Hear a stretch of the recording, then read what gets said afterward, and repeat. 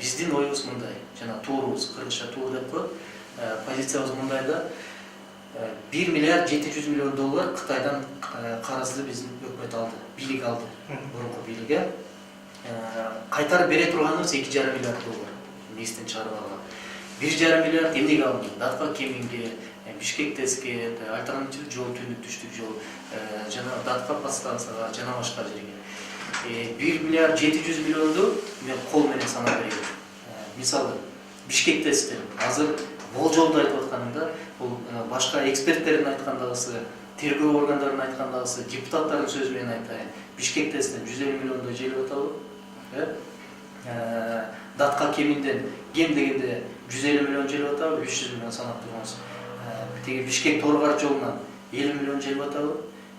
Бер жакта Датка подстанциядан 30-50 миллионго чейин желип атабы. Баш аягын эсептеп көрсөңүз 1 миллиард 700 миллион доллар алынса, ошонун 1 миллиардка жакынын капчыкка чөнтөгүнө салып кымырып алган, жеп койгондар болуп атат да. Эми карап көрүңүз, 1 миллиард 700 миллионду жеп атышса, ошонун 1 миллиардын жеп атышса, 700 миллиону объектлерге кирип иштетилип атса, анан биз карапайым эл кайра 2,5 миллиардты Кытайга кайтарып беришибиз керек экен да. Бул адилеттүү эмес да. Ошон үчүн биздин позиция өтө катуу. Бул жанагы ушу иштерге аралашкан бардык коррупционерлерди камап кустуруш керек. Бул жана кеткен чыгымдарды, булардын жеген акчаларын бүт бардын ордуна толтуруш керек. Казынага толтуруп туруп, анан буларга срок бериш керек. Булар отуруш керек, сырды көрүш керек да. Ошондо сабак болот. Анан кийинки алынган кредиттерге өтө чоң көзөмөл керек. Жогорку кеңештин жоопкерчилиги бар, өкмөттүн жоопкерчилиги бар. Өкмөт кредит же грант келгенде аны казынага киргизип, анан жогорку кеңеш ратификациядан өткөрүп берип атпайбы? Демек, бардыгынын жоопкерчилиги тыкыр каралыш керек. Муну иштин баарын жүргүзө турган мамлекеттин жетекчилиги. Ал эми эл, жалпы биз массалык маалымат каражаттары биз көзөмөлдөгөнгө жардам беришибиз керек.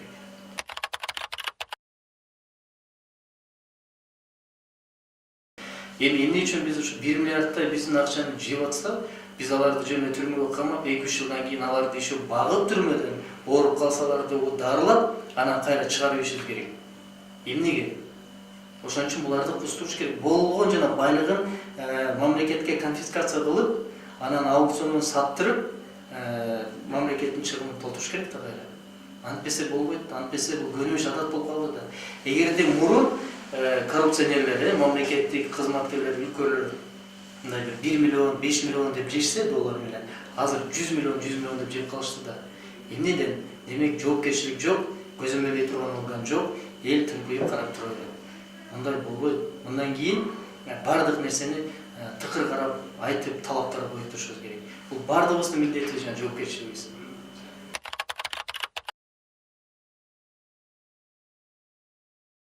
Жок, бул деген өтө кооптуу нерсе. Эмне үчүн мен дагы айта алайын, эмне үчүн баягы жооптуу аткаминерлер кредитти алып, элдин атынан, мамлекеттин атынан алып, алар жеп алат дагы, эмне үчүн салыктын эсебинен эл төлөп бериши керек. Ошолорду кустуруш керек. Мындай эле жөнөкөй мисал. Мисалы Шадиев, Аскарбек Шадиев качып кетпеди. 30дан ашып счету чыкты, канча деген жанагы байлыктары чыкты. Эми ошондо бир счетунан 7 миллион доллар наличка чыгып атат да, акча кайдан келди? Эми 10-жылдан баштап, эң чоң кредиттер ошондон алынды да, Кытайдын кредити. 10-жылдан баштап бүт болгон аткаминерлерди, бүт болгон саясатчылардын декларациясын текшериш керек. 10-жылы канча болгон бизнес, азыр канчага өстү? Эгерде мончага өссө, кайсы жерде бизнеси бар, кирешени кайдан тапты? Эгерде жакындарынын бизнеси болсо, жакындарын да текшериш керек. Мисалы, жакын бир тууганы Шадиевдин аягына окшогондо, бир тууганы кирешеси 100 000 сом болсо, 100 000 доллар болсо, анын ээлеген байлыгы 7 миллион доллар болсо, суроо болот да, бул аяктан тапкансың деп. Демек, ошону кесип туруп мамлекеттин эсебине өткөрүш керек. Ушундай кардинальный күрөшүү болбосо, бул карыздан кутулуу оңой нерсе. Анан бул жеке эле карыздан кутулуу эмес да. Бул ушу адилеттүүлүк үчүн ушундай нерсеге барыш керек да.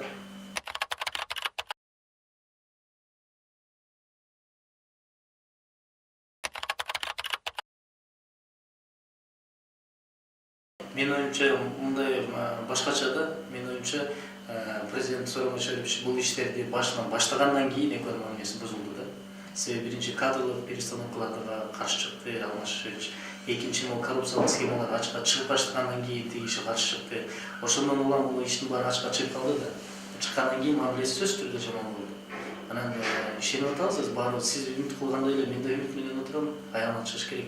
Чыгат, анткени камакка алуучулар алынды, коомчулукка маалымат кетти, баардыгы билип калды. Эл билет, баарыбыз билип калдык да, ким канча жегенин, каякта жегенин билебиз. Ошон үчүн муну биз да жардам беришибиз керек, көмөктөшүп, улам эскертип, талап коюп туруш керек. Бул иш жабылбаш керек, аягына чыгыш керек.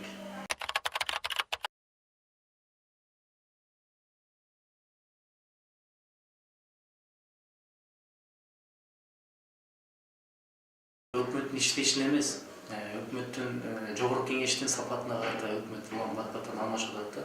Биз билебиз да жогорку кеңеште кандай кайсы фракциялар кантип келген, элдин кантип добуш алганын баардыгыбыз билебиз да. Ошондуктан мен баардык депутаттарды дейм, бирок жалпы парламентке баа бергенде өтө начар болуп атат да. Ошо парламенттин сапатынан улам өкмөттөр бат-бат алмашып атат. Өкмөт парламенттин жоопкерчилиги жогунан улам өкмөт бат-баттан алмашып атат.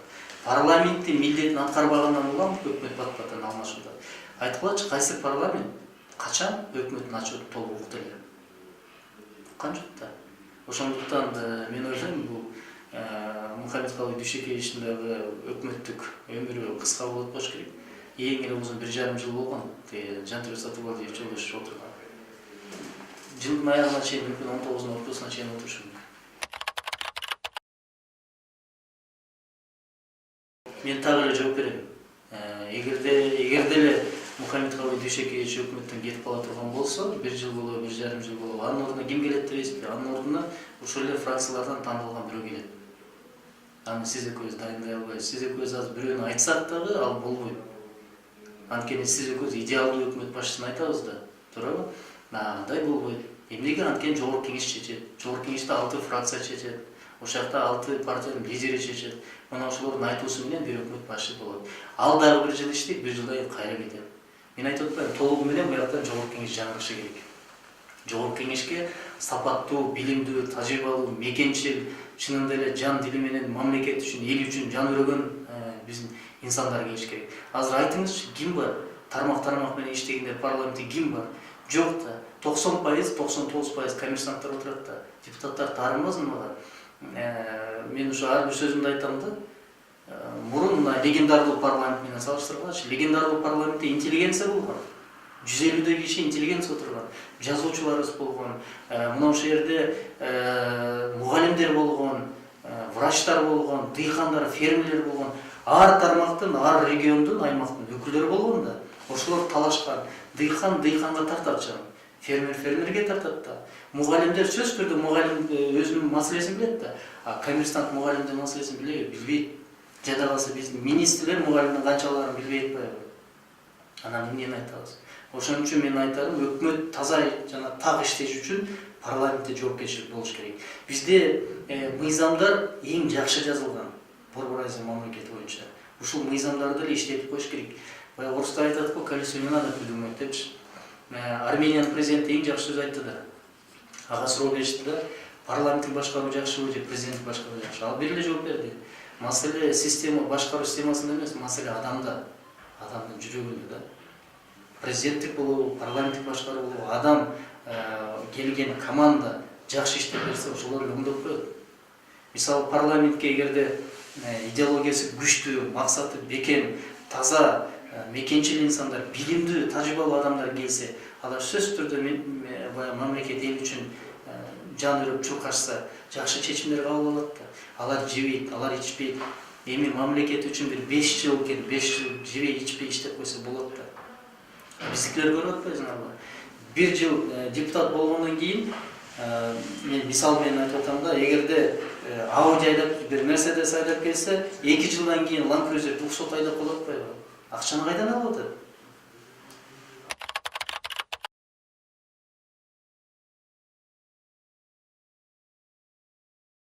Бул өтө жакшы көрүнүш болмок.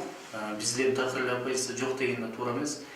Сөз түрдө өзүнүн пикирин билдирип аткан. Эми оппозиция деген биз көрүп калганбыз да. Оппозиция бул элди эшикке чыгарып, чоң митингдерди өткөрүп, акцияларды уюштуруп, анан мындай бир силкинте турган оппозиция деп түшүнүп алганбыз да. Негизи демократиялык мамлекеттерде тыйынч жүргөн оппозиция бар, конструктивдүү деп коет да, конкреттүү сунуштарын айткан. Сиз айткандай мен эки жагынан алам, оппозиция жок эмес бар, бирок кичине алсыз болуп атат да. Мен ойлойм, келечекте күчтүү оппозиция күч болуш керек. Сөз түрдө альтернатива болуш керек да. Өкмөттүн иштерине сын айтып, бирок сын менен чечүү жолдорун көргөзүп, анан эгер өкмөт иштебей жатса, оппозициялык топтон бирөө суруп чыгып премьерликке келиш керек. Мына менин программам мындай, мен мамлекетти могу жолдо алып барам деп. Мына ошондой күч керек. Мен ишенип турам, кийин болот. Азыр бизде оппозиция эмнеге жок келсе да, мындай бар, бирок жок келсе. Анткени эми ачыгын айтканда акыркы 25 жылдан мына чейин кылымда ошол эле жүргөн оппозициялык күчтөр ошол эле бийликтегилер бири-бири менен жугушуп аралашып калган да. Бүгүн парламентте бири-бирине сын айтса, эртең кечинде эле тамак ичип атышпайбы чогуу. Туурабы?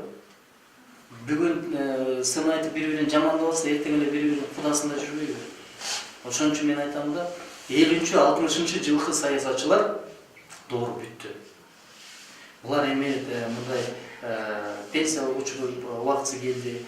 Бара-бара жаңы саясий элита келет. Мына ушул ордун баскандан кийин анан реалдык күрөш башталат.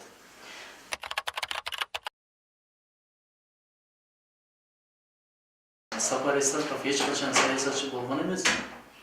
Ал президенттик аппаратта иштеген, ал баягы эң чоң заведующий болгон. Ал кагаз ташыган, кагаз жеткирген, кагаз жазган, мамлекеттик кызматкер болгон да.